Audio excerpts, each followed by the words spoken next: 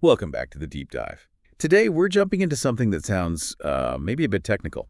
Transient heat conduction. Yeah, but stick with us because it's actually everywhere. Right, it's the science behind why your coffee gets cold, how you cook things perfectly, even, believe it or not, how deep you need to bury pipes so they don't freeze in winter. Exactly. It's all about how temperature shifts inside stuff, not just where, but also when, over time. And for this deep dive, we've looked at some solid heat transfer research. We're blending the core ideas with some really interesting real-world examples. Yeah, the plan is to give you a clear picture of how heat actually travels through different materials, different shapes, and what really controls how fast things heat up or cool down. So our mission today, unpack how engineers actually predict and manage these temperature changes.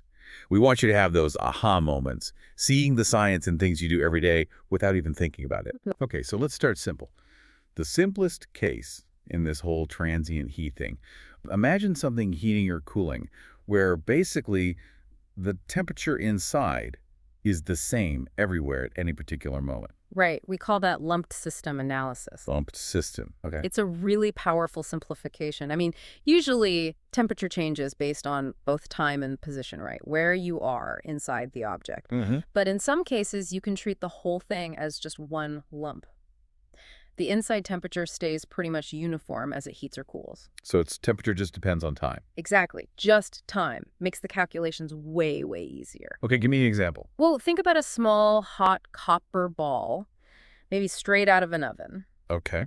Its temperature is definitely dropping over time, right? Yeah. But if you could measure inside it at one specific moment, It'd be pretty much the same temperature everywhere. yeah, very consistent. So you can just talk about the temperature of the ball. Okay. But compare that to, like, a big roast you put in the oven. Oh, totally different story. Yeah, the outside gets brown and cooked, but the middle might still be pink or even cool. Exactly. You can clearly see big temperature differences inside the roast. So lumped analysis. Doesn't work there. Not at all. Definitely not. Which brings up the key question. How do engineers know when they can use this simpler lumped method? Right. There must be a rule or something. There is. It comes down to a special number. It's dimensionless, called the Biot number, B-I-O-T. Biot number. Okay, what does that tell us? Basically, it compares how easily heat moves inside the object versus how easily it gets transferred from the object's surface to the surroundings. So internal resistance versus external resistance. Precisely. If this Biot number is small, and the rule of thumb is usually less than or equal to 0.1, Okay, small number. it means the resistance inside the object is way less than the resistance at the surface. Heat zips around inside easily. So no big temperature differences build up inside. Exactly. The whole thing heats or cools pretty uniformly. I like the analogy we found for this. It makes it clearer.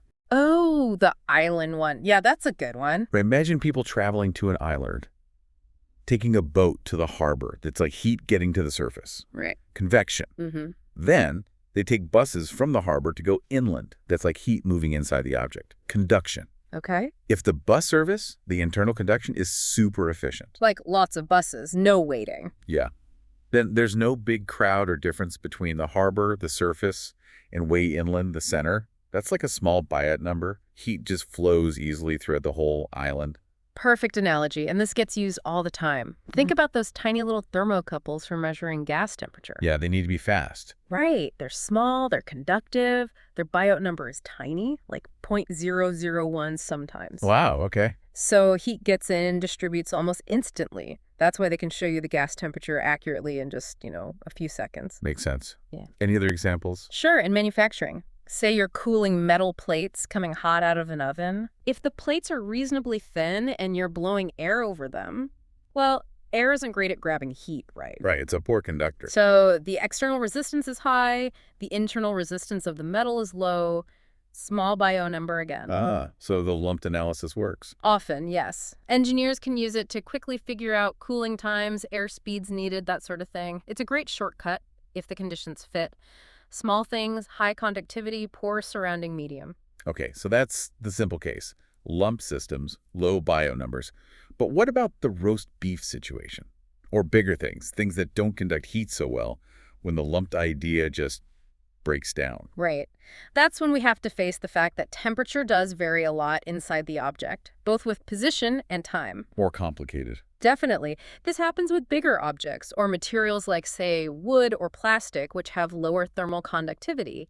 Heat just takes time to soak in or out. It doesn't happen instantly or uniformly. So we need a different approach. We do. And we often look at classic shapes where we can still manage the math reasonably well, like large flat walls, really long cylinders or spheres, one-dimensional heat flow, basically. Yeah, And for these cases, there's another important dimensionless number. of course there is. What's this one?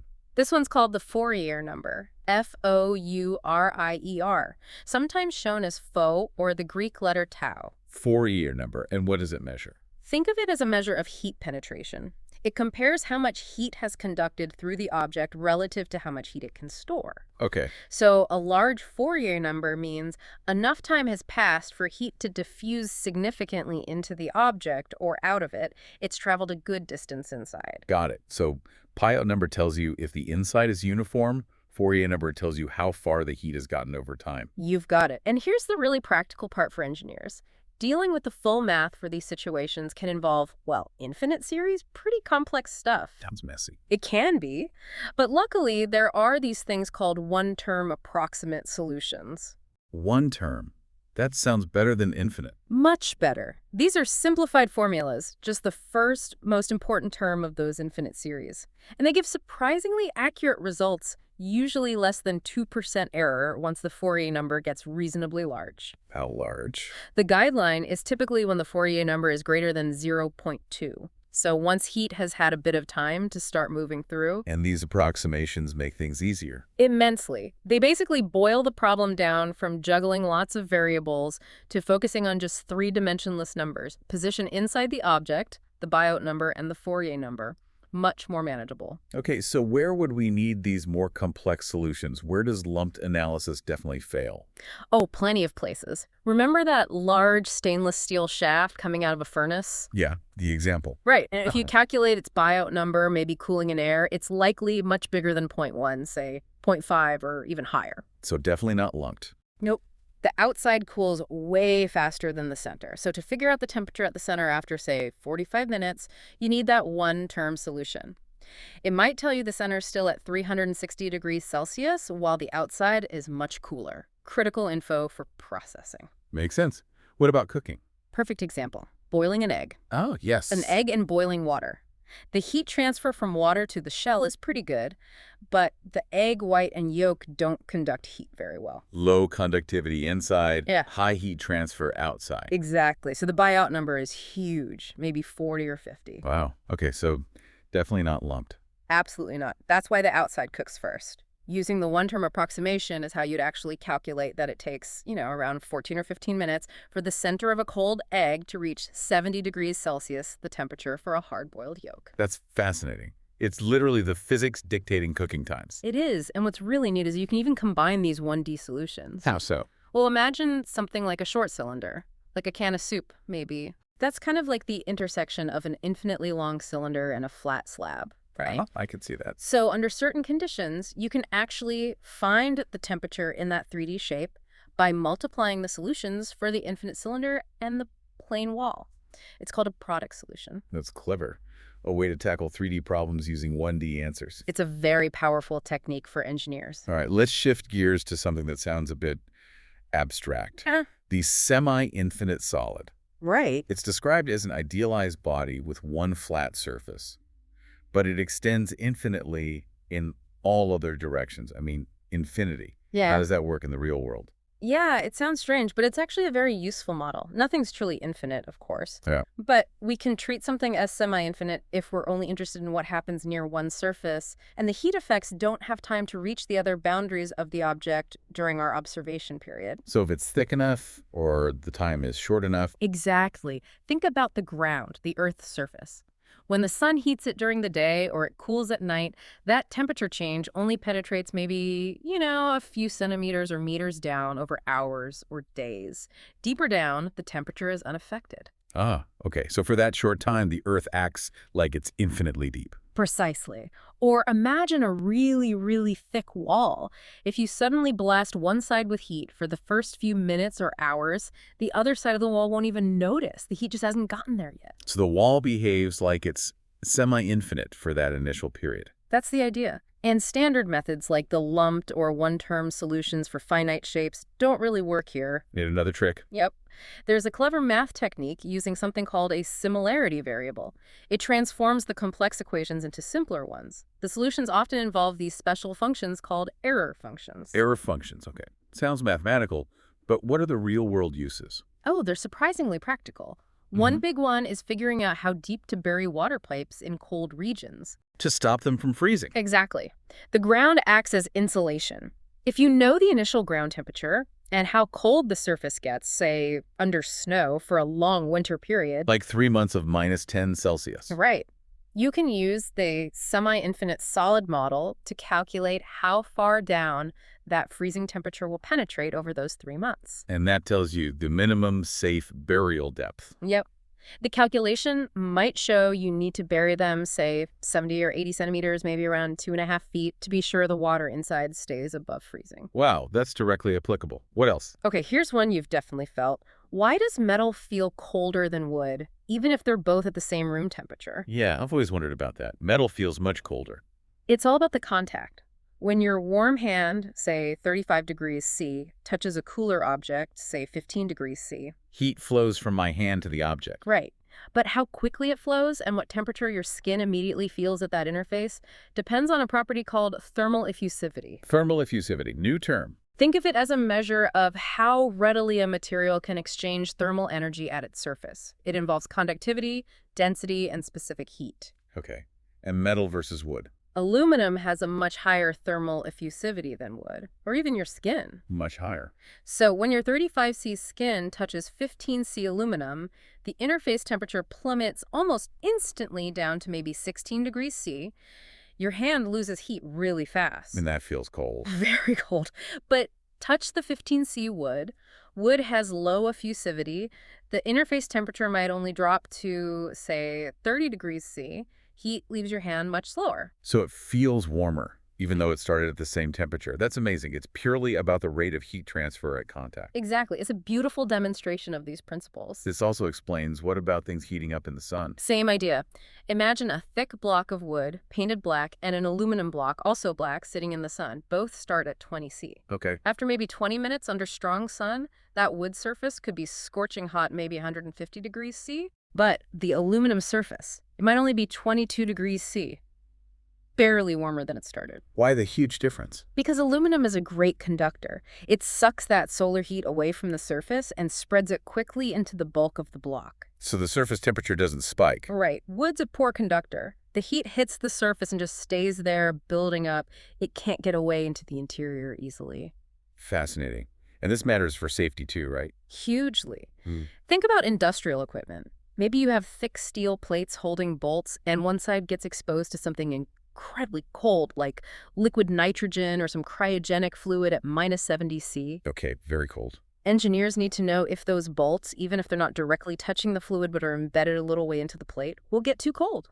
Materials get brittle at low temperatures. Right, they could fail. Exactly. So they use the semi-infinite solid model. It might show that after just 30 minutes, bolts even a centimeter deep could drop below -30 or -40 degrees C. And that might violate safety codes. It could easily violate something like the ASME codes, which specify minimum temperatures for materials. So these calculations are absolutely critical for safe design. You can't guess. Incredible how these concepts apply. Yeah. Okay, let's pivot to something a bit more delicious. Food preservation. Refrigeration, freezing. This is all transient heat transfer too, isn't it? Absolutely. It's one of the most important applications, really, keeping our food safe and high quality. So what's the main goal there? Well, fundamentally, it's about controlling microorganisms. Bacteria, yeasts, molds, viruses, they're what cause spoilage. And temperature affects them. Massively. Temperature is the single most effective way to slow down or stop their growth. They love warmth. The danger zone is typically between about 20 and 60 degrees Celsius. Where they multiply rapidly. Exactly. But cool them down, ideally to 4 degrees C or below for refrigeration, and their growth slows dramatically. Heat them up above 70 C, and most are killed. What's surprising is how sensitive they are. Like even a small temperature rise. Oh yeah. Just going up by, say, 3 degrees C in the fridge can literally double the growth rate for some bacteria. Temperature control has to be precise. And what about freezing? Does that kill them? That's a common misconception. Freezing stops their growth, puts them in hibernation, basically. But it doesn't necessarily kill most of them. They can reactivate when thawed. Ah, okay. And the way food freezes matters too, right? Fast versus slow. Critically important for quality. Slow freezing allows large ice crystals to form inside the FIA cells. Like little daggers. Kind of. They rupture the cell walls, so when you thaw it, you get moisture loss, mushy texture, nutrient loss, just poor quality. Not good. But fast freezing creates lots and lots of tiny ice crystals. They do much less damage, so the food retains its texture, its juices, its quality much better upon thawing. Think flash frozen. Okay, flash freezing makes sense now. So how does this apply to specific foods, like, say, beef? Well, after slaughter, a beef carcass needs to be chilled quickly, down to about 1.7 degrees C. The main reason is to slow down that microbial growth. And the thickest part's cool slowest, I assume. Always. The center of the round, the thickest muscle, is the last point to reach the target temperature. And how does it cool? Just cold air. A lot of it is actually evaporative cooling because beef is about 70% water. Water evaporating from the surface carries away a lot of heat. Doesn't that cause it to lose weight? Shrinkage. It does, which is lost profit. So often they use spray chilling, spraying with cold water intermittently to reduce that moisture loss. Smart. And it takes a while, right? Oh, yeah. For a big carcass, it might take 10 hours just for the deep center to get down to 15 degrees C. Then it needs another day or two in a holding cooler around 1 or 2 C for the temperature to fully equalize throughout. Wow. Patience required. Well, what about tenderness? That's key for beef. Absolutely. And there's some fascinating science there. After slaughter, muscles go through rigor mortis, they stiffen up. That takes maybe 12 to 36 hours. After rigor mortis passes, natural enzymes in the meat start to break down connective tissue. This is what tenderizes the meat. And this enzymatic action works best over time, maybe 7 days or so, at cool temperatures, like 2 degrees C. So aging the beef. Essentially, yes, controlled aging. And here's a key point from the research. You should not freeze fresh meat before rigor mortis has resolved. Why not? It can lead to something called thaw rigor and make the meat incredibly tough. You need those initial processes to happen first. Good to know. And why does my steak taste way better hot off the grill than after it cools down? Ah, yes. During cooking, collagen in the meat breaks down into gelatin. Gelatin is what gives moist, heat-cooked meat that succulent feel. But as the meat cools, that gelatin starts to thicken and gel up, makes the muscle fibers seem tougher. So the heat keeps the gelatin fluid and the steak tender. Exactly. That's why good steakhouses serve steaks on sizzling hot plates. It's not just for show. It keeps the meat at a temperature where it tastes most tender. Mind blown. Okay, what about industrial chilling? Any tricks there? Definitely. They use quick chilling or blast chilling, using very cold air, maybe minus 30, minus 40 C, blown at high speed. Drastically cuts down freezing time, gets those small ice crystals. Makes sense. And another clever bit of engineering is refrigerated shipping docks. How do they help? Well, a lot of energy loss in a freezer comes from warm, moist air getting in when the doors open, especially at the loading dock. Right, infiltration.